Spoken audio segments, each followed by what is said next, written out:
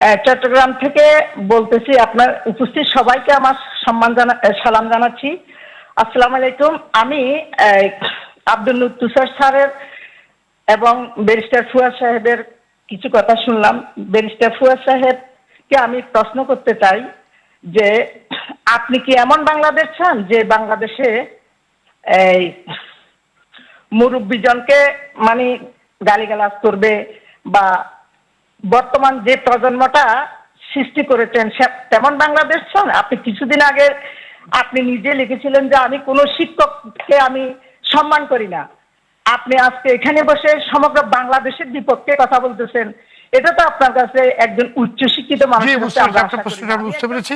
প্রশ্ন হচ্ছে যে এখানে কেউই আসলে গালিকে জাস্টিফাই করার চেষ্টা করে নাই, সবাই বোঝার চেষ্টা করছে কারণ। একটা বিষয় হচ্ছে কাউকে ব্লেম দেবার আগে যদি আমরা রিজনিংটা খুঁজে না পাই তাহলে আপনি রেজলিউশনে যাইতে পারবেন না। কজ অ্যান্ড রিয়াকশনকে একাকার করা যাবে না। রাজনৈতিক প্রশ্নকে সামাজিকভাবে উত্তর খোঁজার চেষ্টা করাটা অসুন্দর হবে। শিক্ষকদের ব্যাপারে যেটা বলেছে এই ভদ্রমহিলা, আসলে আমার পুরো ইন্টারভিউ শোনেন নাই।